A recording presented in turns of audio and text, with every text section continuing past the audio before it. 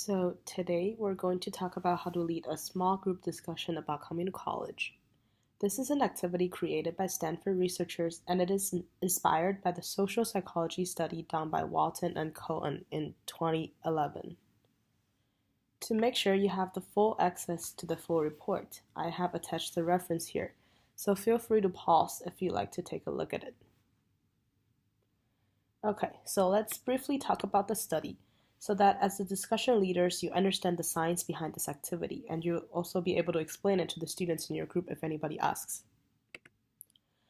So, Walton and Cohen conducted very brief psychological intervention sessions onto new college students, two groups in specific, European Americans and African Americans. These interventions are not what we typically think of interventions are. Serious, very concerning, and dealing with existed problems, like the ones in this picture, How I Met Your Mother, dealing with alcoholism and other stuffs.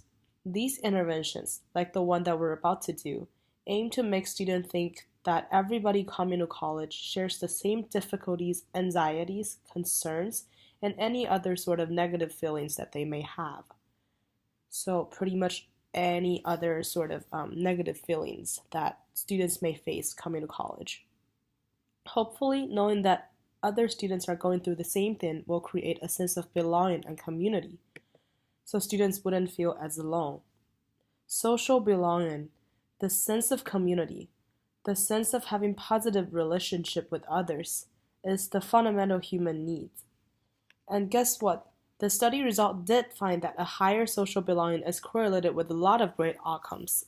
As you may see, social belonging is correlated with higher GPAs, students self-reported to be more happier, and they have less self-doubt, experience less accessibility of negative racial stereotypes, and overall a better subjective mental health well-being. So pretty much students who feel more belong to the community or the college, they feel like they're healthier mentally speaking. So why don't we get into the activity then? What you need to prepare is actually quite simple. You need a notebook or paper, something to write on, pencil or pens, something to write with, and a timekeeper. It could be a stopwatch or your phone or whatever. Each single one of you is going to be dealing with a small group, typically 5 to 7 students, no more than 10. You want to have them sit in a circle, being able to see one another, because this is the best way to communicate with each other. And you're going to start with introducing the goal of this activity, and here's something that you can say. First of all, we all know that transitioning to college can be very tough. For many of us, this is the first time living on our own, away from our families and high school friends. We're constantly meeting new people and wondering if they will become our new friends. Life isn't as structured as it was in high school, so how do we manage our free time? There are tons of opportunities in groups. How do we figure out where we fit in? We have to figure out how to navigate college classes, how to get to know professors, and sometimes how to handle disappointing grades. It can be easy to feel overwhelmed and sometimes wonder to yourself, do I really belong here? You need to acknowledge the fact that these kinds of experiences are all normal in the transition to college. Everybody goes through them, and they get better with the time you adjust to college. Now that you finish with your introduction to your group members, you want them to write about their experiences coming to college. And make sure that when they're writing their own experiences, they do not include their names, because you want to let them know that the papers will be mixed up at the end, and you want them to write individually, really take the time to think. To inspire them to start thinking about their experiences in college, something you might want to say is that today, we'd like each of you to reflect on some of the experiences you have had so far in coming to college. So please take about 10 minutes to write in your notebook about the experiences and challenges you have experienced. What has been difficult or challenging for you? You can think about your experiences meeting other students, making friends, taking classes, adjusting to dorm life. Look, coming to college is a big transition, so please write about some of the difficulties you have experienced in the transitioning to college, and as well, how some of these difficulties and challenges have begun to improve with time as you have spent more time in college. And make sure that while the students are writing, you should be writing about your own experience as well because you're going to be sharing yours later. Make sure you give a time check at around 7 minutes. Once the students are done writing, collect all the papers and shuffle your stack of paper with other staffs and redistribute the stack that you got to your group members. And now we move on to the reading part of this activity, which will take about 5 to 7 minutes. So you want to ask for volunteers in your group to read the papers they received. There's no need to read the entire paper, so you can just stop whenever you see fits. And the importance is to hear the experience of others. Again, the whole ideology behind this activity is that as you share the same difficulties that other people are experiencing, you start to create a sense of belonging. So make sure that the group members know this when they're reading other people's stories. The reading part of this activity should take no more than 7 minutes. So once you've heard several stories from the students, feel free to stop. And now we get into the discussion part, which is also, I would say, the most important part of this activity, which will take about 10 minutes or 15 minutes.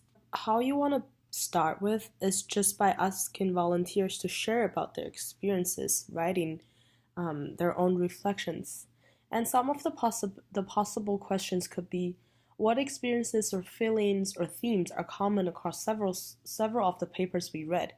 It seems like a lot of people are writing about how they blah blah blah. I know that for me, I felt that way, but thought that everyone else had something under control. Why do you think that sometimes students don't realize that other people are also struggling? And you could also say, think all the way back to the beginning of the year. How have your experiences or the experiences we heard have changed over times? Looking forward to the future, how do you expect it will be different to be an upperclassman than it is to be a freshman? You know, anything that you see fits.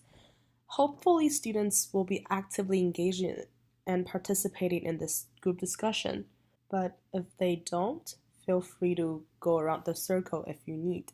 And be careful during your discussion not to suggest that students should feel like they don't belong. And you need to validate students' responses. Validate even if the response doesn't resonate with the key message. Don't contradict the students. You could say something like, that's great that you haven't, blah, blah, blah. Some people do, some people don't. It often happens at different times and in different ways for different people. Just make sure that when you're leading your discussion, your role is to guide the discussion, but not to instruct what they should feel or not to feel. Although we've gone over a lot of the techniques that you could do leading the discussion, there still could be a lot of potential issues. There could be a lot of what ifs.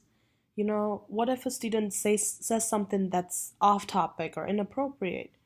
Or what if people aren't talking at all, or we're starting to running out of things to say? There are a lot of potential problems that could happen.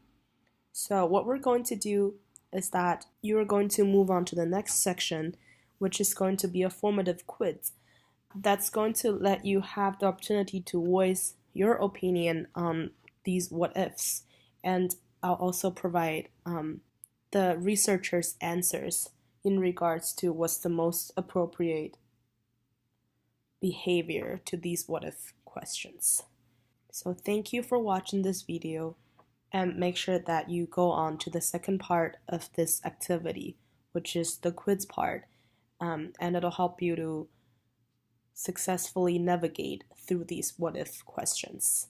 And good luck out there leading your group discussions. These activities are going to be really helpful for your future students.